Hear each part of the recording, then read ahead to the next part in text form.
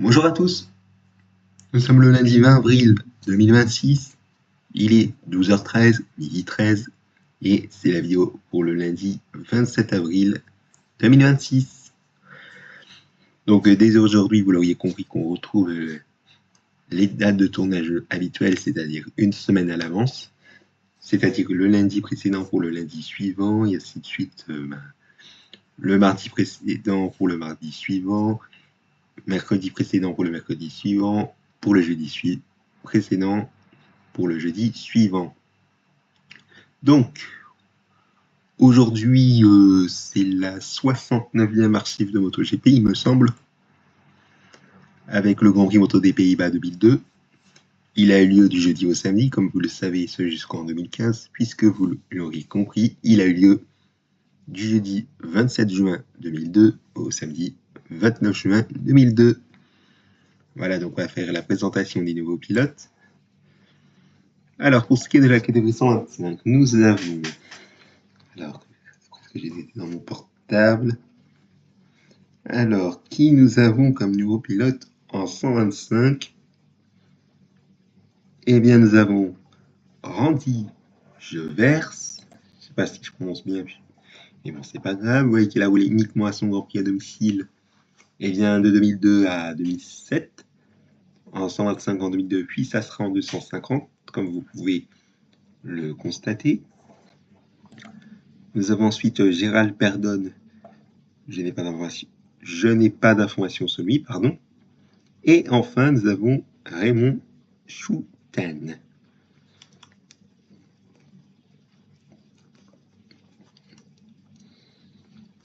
Voilà, excusez-moi pour le petit empêchement. Et Raymond Schouten aura roulé sur son Grand Prix à domicile en 125 en 2002 et 2003, puis en 250 en 2006, mais entre ces deux années, en 2004 et 2005, il aura fait une présence sur le championnat du monde à part entière, même si c'était sur les 2/3 en 2005, en 125, et vous voyez que ces résultats, c'est un peu la catastrophe. Nous allons avoir, sachez-le, un seul nouveau pilote en 250, mais pas en catégorie MotoGP. Pour la catégorie MotoGP, en nouveau pilote, il faudra patienter le Grand Prix Moto du Pacifique. Ça sera dans quelques semaines, bien évidemment. Donc voilà, notez-le bien. Alors, au niveau des wildcards et des remplaçants, nous avons justement les 3 nouveaux pilotes, comme je vous l'ai dit il y a quelques instants, auxquels s'ajoute Adri Dan Becker. Donc voilà, nous avons 4 wildcards et nous avons 4 remplaçants, même 5, ce qui est quand même énorme, avec Léon Camier qui remplace Gabor Talek Maxi. Il y est. Ah non, je me suis trompé. Léon Camier ne remplace pas Gabor Talek Maxi, il remplace qui déjà? Ah non, c'est bon. Je me suis rendu compte. En fait, Léon Camier remplace bien Gabor Talek Maxi, sauf que ce dernier, il remplace Klaus Noll. Donc voilà, excusez-moi pour la petite hésitation que je me suis rendu compte, mais bon, ce n'est pas très grave, pour un changement de team, il me semble. Donc voilà. Alors certes, vous allez me dire en commentaire, est-ce que c'est considéré comme remplaçant? Eh bien ça, sur le Wikipédia anglais, on pourrait dire que oui. Mais bon, si vous ne verrez pas cela comme remplaçant au fil des championnats, eh bien je vais considérer comme remplaçant, sachez-le. Mais bon, au niveau des 3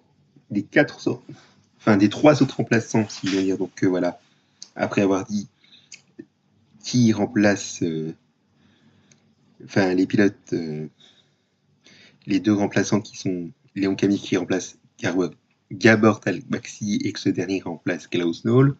On a Shuhei Aoyama qui remplace Jarno Müller, Fabrizio Lei qui remplace Noboru Ueda et Gianluigi Scalvini qui remplace Max Sabatani. On n'aura pas de remplaçant en 250, mais un remplaçant en catégorie MotoGP, comme je vous l'ai dit la semaine dernière. Donc voilà, on va passer aux résultats de la première séance d'essai. Vous allez retrouver évidemment dans le commentaire épinglé la position de Dani Pedrosa, de Andrea Dovizioso et de Lorenzo.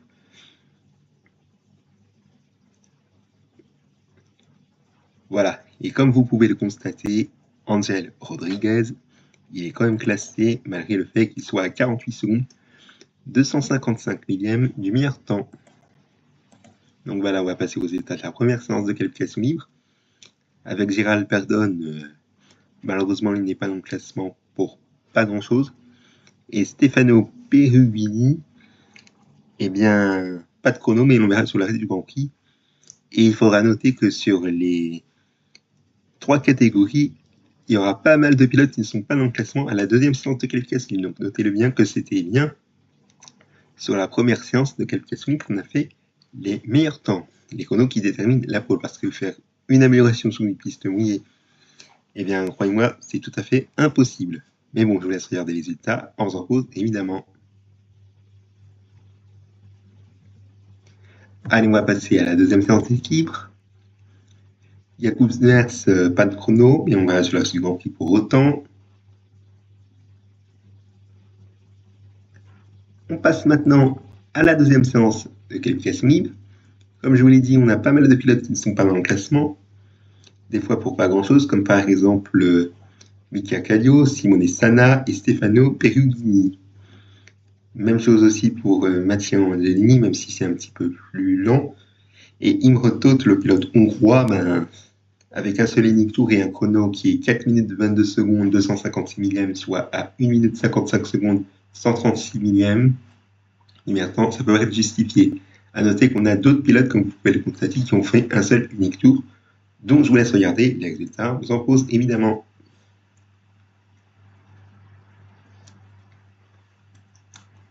Allez, on passe au warm-up. Je vais descendre un petit peu plus. Voilà.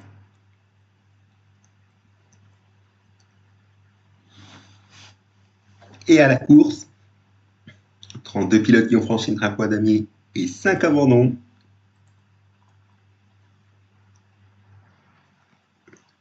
Et voici le détail des abandons.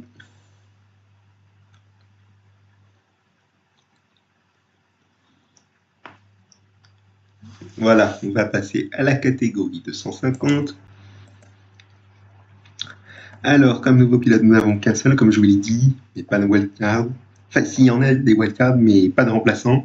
Alors, le seul nouveau pilote en 250, il s'agit de Peter Politiek. Donc voilà, un néerlandais où je n'ai pas d'informations sur lui.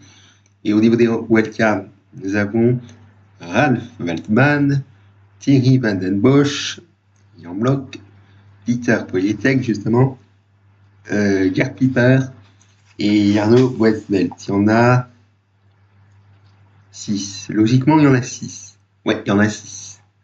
Et comme je vous l'ai dit, pas de remplaçant. Et donc, on va passer aux résultats de la première séance d'essai libre.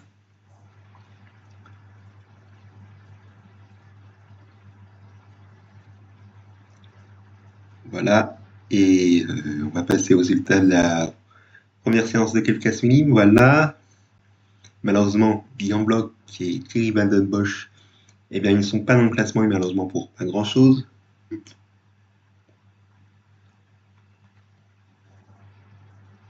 Allez, la deuxième séance d'essai libre maintenant.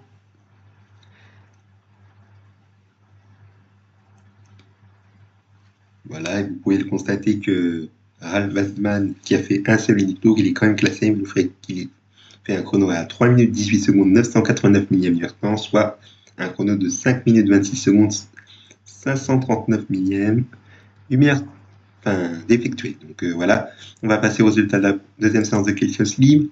Comme je vous l'ai dit, on a pas mal de pilotes qui ne sont pas dans le classement. Et les pilotes sont les suivants.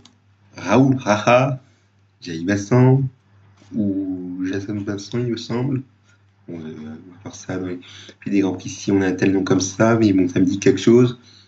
Charles Yuzi, Dichrek Doyle, Thierry Van Den Bosch, Gerd Piper, Hector Faubel, Jan Block, Jarno Westbelt et Vincent Philippe.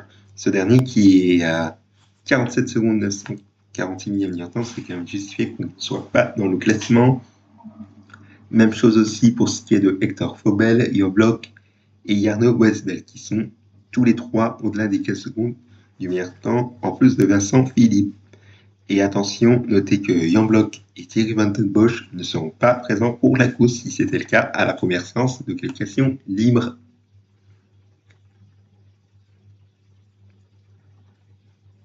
Voilà, malgré mon blabla. On va passer au résultat du warm-up.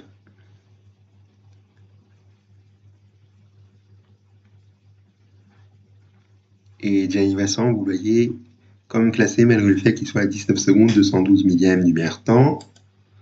Donc voilà, on va passer à la course avec 23 pilotes qui ont franchi le drapeau d'amis et de nouveau 5 abandons.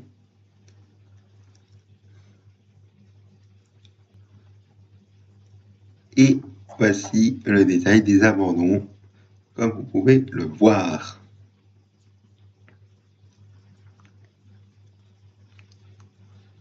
Voilà, on va passer à la catégorie MotoGP maintenant.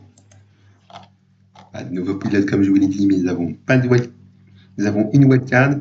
Hikari Ryu, j'ai failli dire qu'il n'y avait pas de wildcard, mais si, il y en a une. Donc voilà. Et nous avons un seul remplaçant, comme je l'ai dit, Alex Hoffman, qui remplace Gary McCoy. Voilà. Donc on va passer aux résultats de la première séance d'essai libre.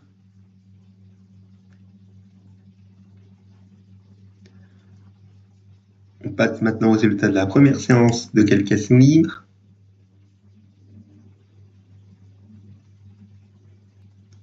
On passe maintenant à la deuxième séance d'essai libre. Allez, deuxième séance de qualification libre. Eh bien, nous avons pas mal de pilotes qui ne sont pas dans le classement une nouvelle fois, donc des légendes.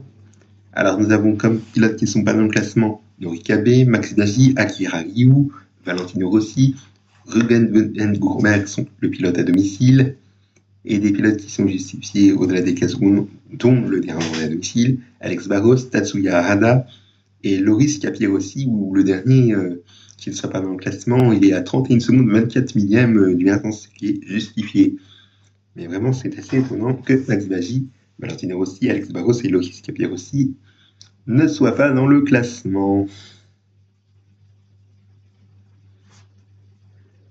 Allez, on va passer au warm-up, malgré mon blabla.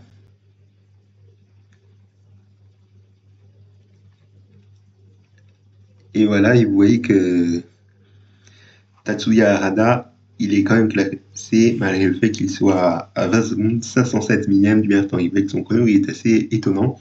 2 minutes 33 secondes, 222 millièmes. Allez, la course, comme résultat, comme promis, 15 pilotes qui ont franchi un point damier et pas 5 abandons, mais 6 abandons.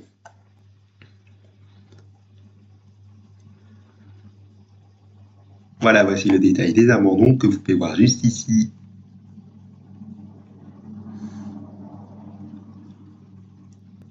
Voilà.